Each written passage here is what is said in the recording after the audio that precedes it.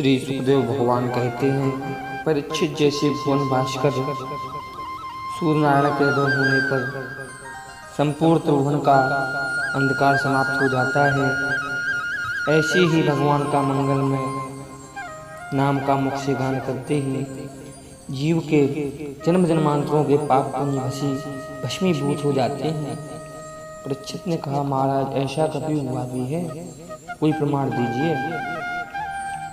तब सुखदेव जी अजामिल उपाख्यान सुनाते हैं। कनकुब्जे ध्वजा कश्चिदा श्रीपत्र अजामलाल, कन्नौज में रहने वाला अजामिल ब्राह्मण बहुत बड़ा वेद पाठी तथा मातृभक्त भी था और उसकी पतिव्रता पत्नी भी थी और आज्ञाकारी बेटे भी थे। एक बार संध्या बीनने के लिए जंगल में गया और किसी शूद्र को वैश्या में रख देखकर उसके मन में काम वासना जागी और वह उसी वैश्या के साथ हमेशा को चला गया और उसके 10 संतानें हुई। सबसे छोटे बेटे का नाम संतों से कहने पर उसने नारायण रख दिया। बात बात पर वह उसी को बुलाता था। एक बार जब मृत्यु का क्षण निकट आया तो काले काले यमदूतों को अपनी ओर दिखाई देने पर डर के मारे उसने अपने बेटे नारायण को बुला लिया। बेटा नारायण बचाओ, बेटा नारायण इधर आओ।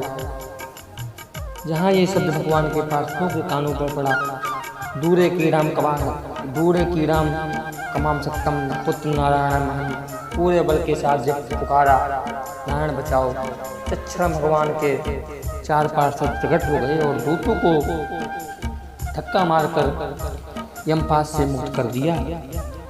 यमदूतों तुरंत उठकर खड़े हो गए। क्यों भैया, तुम 4 चमकीले कहाँ से चले आए? विष्णु दूतों ने कहा, तुम बताओ, तुम काले कलूटे कहाँ से आए हो?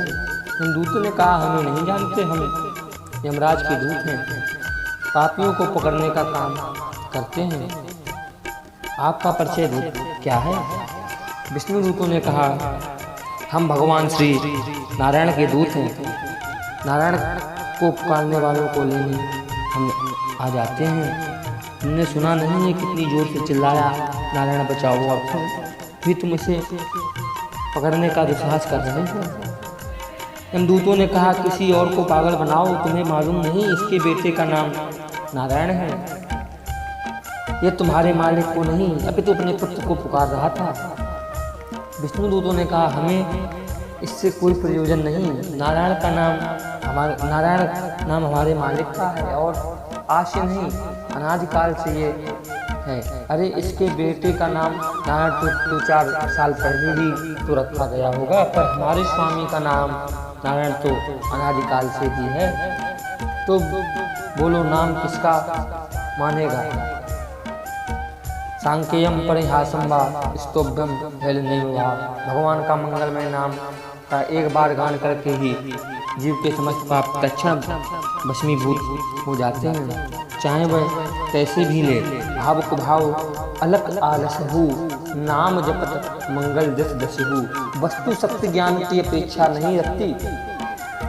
अग्नि में दहा तत्व की शक्ति है, जब हमें ज्ञान हो या ना हो, पर आग को छू लेंगे तो वह जलाए बिना नहीं छोड़ेगी। इसी प्रकार विष में मारक शक्ति है, हमें ज्ञान हो या ना हो, पर विष पी लिया तो कहीं से बचने वाले नहीं हैं। वैसे ही अनजाने में प्रभु का कोई नाम लेवे तो क्या उसे करना नहीं पड़ेगा? क्योंकि नाम में जो तारक शक्ति है, वह तारक शक्ति तो भगवान अपना काम करेगी ही। तुमने श्रद्धा से लिया या अश्रद्धा से, उससे कोई प्रयोजन नहीं है। इसलिए कहीं भी कैसे भी जपो। भगवत पार्षदों और यमदूतों के बीच बहुत बहस हुई, फिर भी जब नहीं माने तो भगवत पार्षदों और यमदूतों के बीच खूब पिटाई की। यम के दूत अंत में अजामिल को छोड़कर भाग गए। विष्णु दूत भी अंतर्ध्यान हो गए। दोनों के संवाद को अजामिल ने ठीक से सुना और आंखों से देखा भी, इसलिए उसे तुरंत ही वैराग्य हो गया। विचार करने लगा, जब धोखे से नाम लिया तब यह चमत्कार हो गया। कहीं सचमुच मैंने प्रभु का पुकारा होता तब क्या हो जाता। सबको छोड़कर अजामिल हरिद्वार आया और यहाँ पर खूब भजन करके गंगा द्वारे उपापायम मुक्त सर्वानुबंधनम समस्त बंधुओं ने मुक्त होकर अंत में परम पद को प्राप्त हुआ।